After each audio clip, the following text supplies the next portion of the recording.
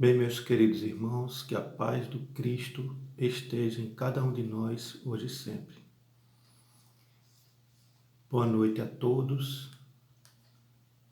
Sou Edson Melo, trabalhador voluntário do Núcleo Espírita Alta de Souza, localizado no bairro do Ipicep, Recife, Pernambuco. Hoje vamos dar continuidade aos estudos sobre o livro Céu e Inferno, onde iremos retratar as comunicações do Espírito Jean Reinaldo, capítulo 2, Espíritos Felizes. Foram 3 comunicações e antes de adentrarmos ao assunto, ao tema da noite de hoje, iremos agora sintonizar com o alto para fazer a prece de início dos nossos estudos e dos nossos trabalhos. Vamos elevar os nossos pensamentos a Deus. Deus de infinita bondade, Jesus, irmão maior, Alta de Souza, irmã querida, espiritualidade amiga que nos acolhe. Estamos dando início a mais um trabalho da Seara Alta de Souza, que é a divulgação da tua doutrina, Senhor. Que possamos estar unidos em pensamentos, equilibrados, tranquilos, para o que nós assimilarmos, mestre amigo, colocá-los em prática no nosso dia a dia. Que a tua luz seja uma constância em nossas vidas, hoje e sempre. E agora, meus queridos irmãos, para iniciarmos, vamos fazer uma pequena leitura do livro Vencendo as Imperfeições, de Humberto Ferreira. Este livro aqui, Humberto Ferreira, onde tem o despertar para uma nova vida. E diz assim: as preocupações com a vida material costumam envolver o ser humano, obscurecendo-lhes as preocupações espirituais. Como consequência, quase sempre, ele descuida das coisas do espírito, deixando de aproveitar bem o tempo de permanência na terra para preparar-se melhor para a vida espiritual. O que significa essas palavras? Que nós, no nosso dia a dia, no século XXI,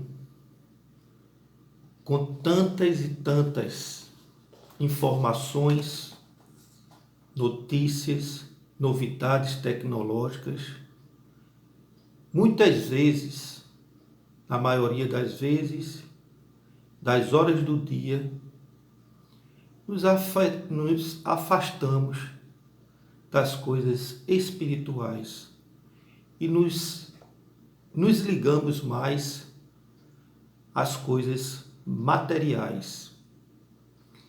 E aí é como o filho pródigo da parábola de Jesus, quando ele vai até o pai e pede ao pai, solicita a parte da sua herança. E o pai lhe dá. E ele sai sem rumo, para a vida material, para a vida do consumismo, para a vida dos vícios. Quando ele percebe que não tem mais nada, ele acorda e ele volta para a casa do pai. E o pai o acolhe novamente. Ele despertou. E é nesse sentido que iremos retratar na noite de hoje o despertar do nosso espírito, que iremos colocá-los à comunicação de Jean Reinaldi, onde ele vai nos colocar esse despertar para a vida espiritual, como é importante para nós seguirmos as lições do Cristo. Suas comunicações foram espontâneas, por isso ele traz com muita naturalidade o plano terrestre e o plano onde ele se encontra, o plano mais elevado, o plano espiritual. Portanto, meus queridos irmãos, o nosso Jean, ele desencarna muito jovem e ele diz em suas comunicações que traz quanto é esplêndido o plano espiritual e o quanto foi útil o desencarne prematuro à causa do espiritismo, pois ele já havia concluído sua tarefa no plano terrestre. Com a comunicabilidade dele, ele diz a importância dele ser prematuramente desencarnar e como foi importante isso para a causa do espiritismo. Há explicações que ele relata. Mostra que o desencarne abriu novos horizontes ao espírito e evidencia que, independente da morte do corpo físico, o trabalho à causa espírita continua no outro plano mais elevado. Continua através da comunicabilidade, através das intuições, através de tudo que nós adquirimos de relatos dos espíritos, que nos esclarece a vida espiritual e nos esclarece o caminho que devemos verdadeiramente seguir. Esses espíritos felizes, eles são homens que vêm para esclarecermos e para dar rumos à nossa missão no plano terrestre. Eles continuam ajudando, mesmo no plano espiritual, trabalhando incessantemente por um mundo melhor, para nos ajudar. Aí ele vem e coloca, mostra e afirma a importância que o conhecimento dele aqui na Terra sobre a vida pós-morte facilitou o seu desprendimento da matéria e a compreensão de sua missão no plano espiritual. Enquanto mais nós sabemos e nos despreendemos das coisas materiais, melhor para a nossa passagem dessa vida que temos na Terra para o plano espiritual. Por isso que ele diz e afirma que o conhecimento lhe traz como se fosse um conforto. Que conhecimento seria esse? Conhecimento do estudo? Com certeza. Pois ele era um estudioso da doutrina espírita.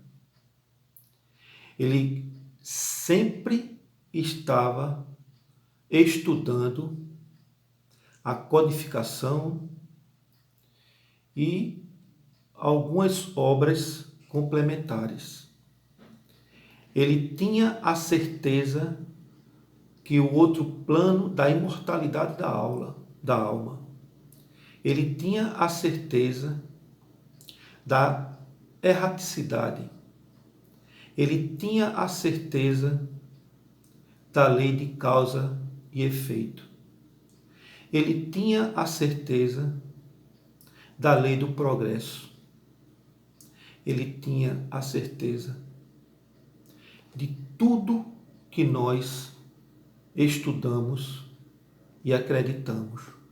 Por isso que o desenlace dele para a vida espiritual foi um desenlace sem angústia, sem desespero. Ele não se apegava mais às coisas da matéria.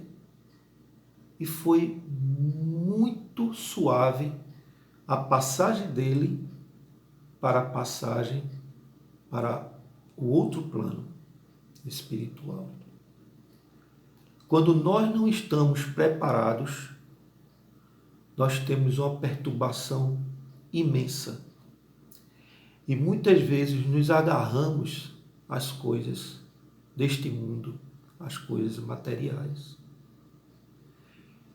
Após esse desenlace dele, ele ainda diz que ainda continua a trabalhar pela causa espírita. Continua dando as suas comunicações e explicando o outro lado da vida. Na segunda comunicação, Jean, ele nos traz que fala em benefício do Espiritismo e diz que antes as pessoas, para acreditarem, tinham que ver para crer, como as mesas girantes, como as pancadas, e hoje não. Ele coloca assim: hoje não é importante mais os fenômenos para nós. Porque Deus fala à inteligência e ao bom senso, e não mais a efeitos físicos, como foi no início da divulgação do Espiritismo. Portanto, não é necessário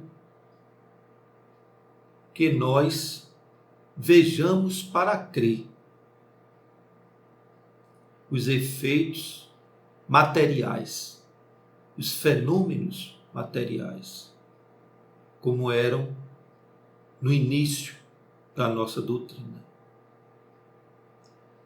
E ele também nos traz, nessa segunda comunicação, quanto os adeptos do Espiritismo, ele tende a crescer muito. E ainda diz, vai ser como um raio de luz o crescimento do Espiritismo. E a gente, historiando do século XIX, XX e agora no século XXI, nós vimos como o Espiritismo tem crescido no mundo. E principalmente no nosso país, a pátria do Evangelho. No ano de 2005, aproximadamente tínhamos 15 milhões de adeptos ao Espiritismo no mundo. No ano de 2010, no Brasil, tínhamos 3 milhões aproximadamente e 800 mil adeptos. E cada dia crescendo mais adeptos. Uns vêm pela curiosidade, outros vêm para tomar conhecimento do que há em sua vida pós-morte. Outros vêm pela dor. E várias causas adentram as casas espíritas, leem, começam a entender e começam a trabalhar. E aí se diz espírita. Certa feita, na nossa seara, Alta de Souza, tínhamos um palestrante que já desencarnou faz bastante tempo, muitos anos. Mas ele dizia sempre assim: quando perguntar a religião, as pessoas dizem, eu sou evangélico. Outras dizem, eu sou católico. E quando o espírita vai falar, diz, qual a sua religião? Espírita. Ou seja, tem pessoas que diz espírita como se fosse uma coisa que fosse vergonha dizer que é espírita. E ele dizia, batam no peito e gritem, eu sou espírita. Aí nós, fazendo uma análise nessa contextualização que nós vimos agora, e fazemos as perguntas para nós mesmos. Será que eu batendo no peito e dizendo que sou espírita, eu sou espírita? Há uma grande interrogação. Eu sou espírita? Eu sou espírita como aquela senhora que iria todas as palestras, estava na primeira cadeira e vendo o palestrante fazendo aquela palestra maravilhosa, e ela lá, sempre indo nas palestras, de repente, ela desencarna. E após vários anos, o palestrante também desencarna. E quando percebe, ela está no plano espiritual bem melhor que ele. E o que foi que aconteceu? Ele pergunta ao mentor espiritual. Mas eu era palestrante, eu divulgava a doutrina. E ela só fazia escutar. Sim, ela escutava, mas praticava. E você divulgava e não praticava. Será que o espírita é aquele que se diz espírita ou pratica o espiritismo? Jean, ele é bem claro no terceiro parágrafo. Aliás, na terceira comunicação. Que vai nos esclarecer. E agora, meus queridos irmãos, eu vou dar uma pequena leitura nesse, continuando, né? Livro Palavras de Vida Eterna, de Emmanuel, por Chico Xavier. É um parágrafo onde tem tua obra. E tem dizendo assim, tua obra de hoje é o serviço que o Senhor te deu hoje a realizar. Faze-o do melhor modo, recordando que, apesar da grandeza divina do nosso Divino Mestre, foi ele um dia na terra, humilde criança, constituindo obra de abnegação e de amor para os braços de pobre mãe, recolhida temporariamente à estrebaria, sem conforto e sem lar. perguntam o que fizemos da nossa obra, o que estamos fazendo. Na terceira comunicação, Jean nos traz, como já foi dito na segunda comunicação, que não adianta divulgar os estudos do Espiritismo sem de fato colocá-lo em prática. Na comunicação terceira, a pergunta para Jean: em vida professáveis o Espiritismo? Vejamos o que Jean respondeu.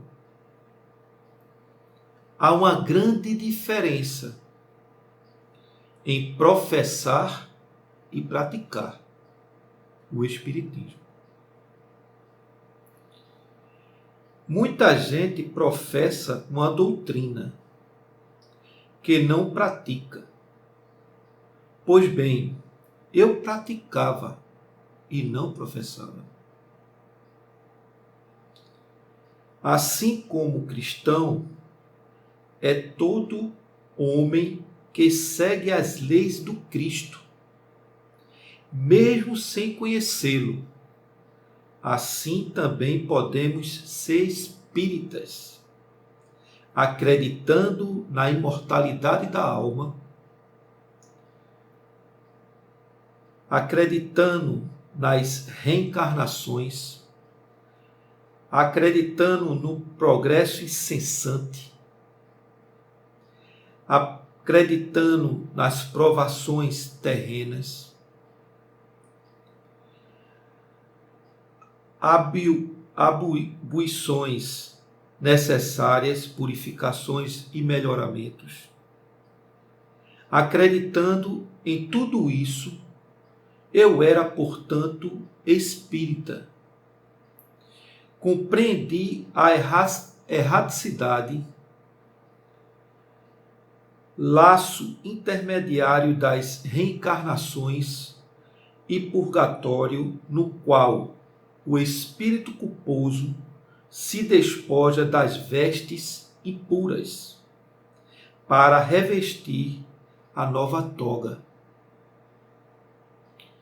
e onde o espírito em evolução tece cuidadosamente essa toga que há de carregar no intuito de conservá-la pura.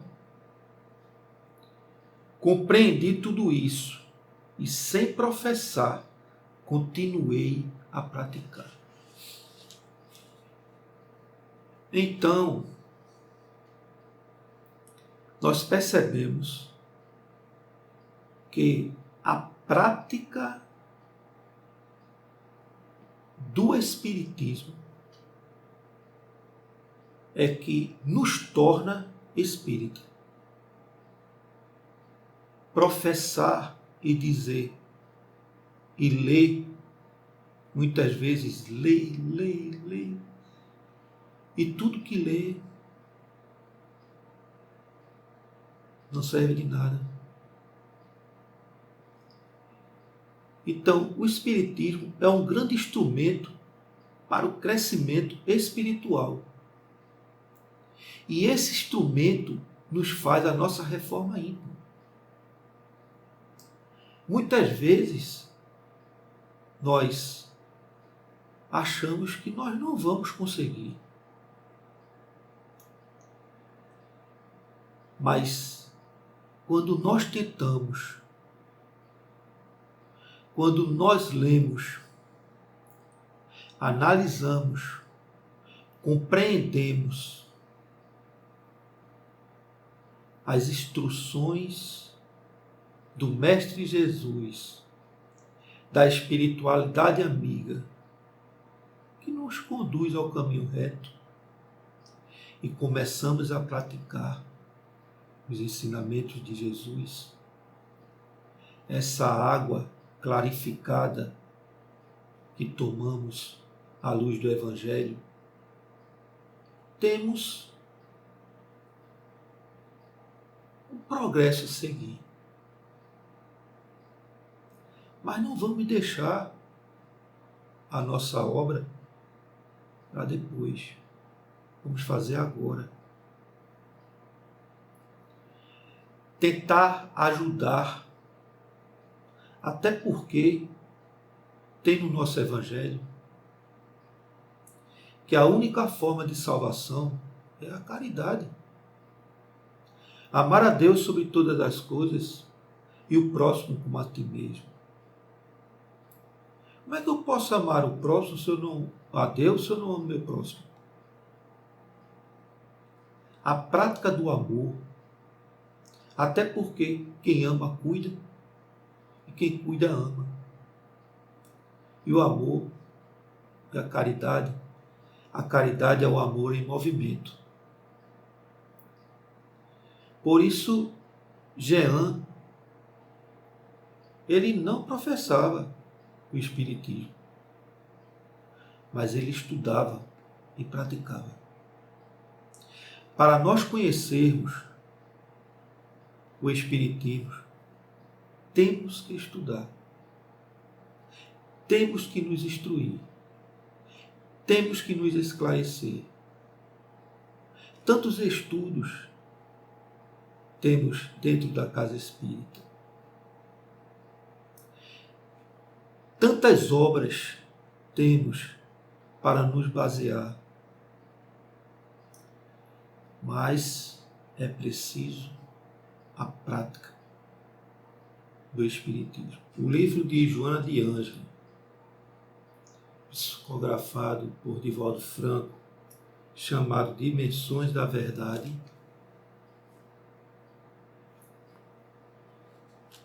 nos traz o capítulo Caridade e Doutrina Espírita. Vejamos. Allan Kardec, depois de aprofundar a meditação em torno dos ensinos dos espíritos superiores, que se apoiavam nas claras lições do Evangelho, concluiu com sabedoria que fora da caridade não há salvação, dando início a uma nova concepção religiosa. A caridade tem regime de urgência, mas também o esclarecimento. Ao seu lado, tem tarefa prioritária, funcionando como combustível de sustentação. O esclarecimento, a instrução e a prática da caridade.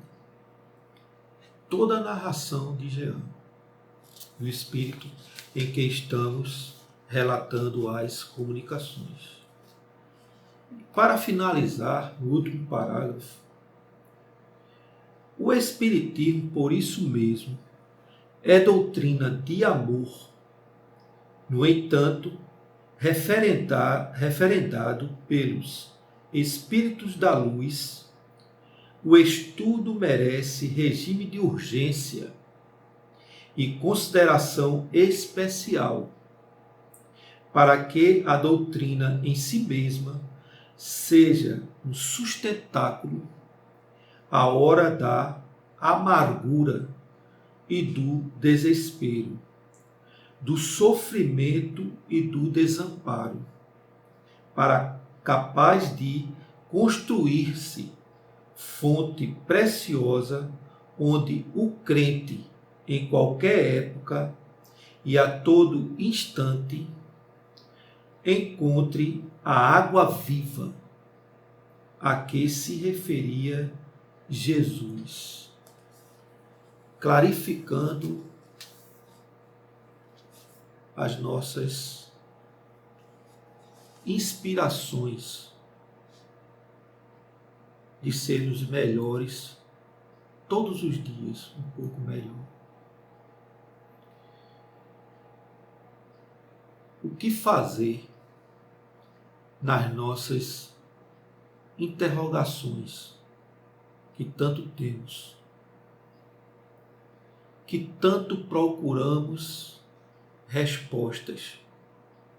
Estudar é o caminho. Se instruir é o caminho. Esclarecer é o caminho. E principalmente a prática é o caminho. Todos esses estudos de espíritos felizes do livro Céu e Inferno traz-nos exemplificações de vidas melhores, de desenlaces sem angústias, nos orientando à prática do Espiritismo, que há de nos salvar através da caridade.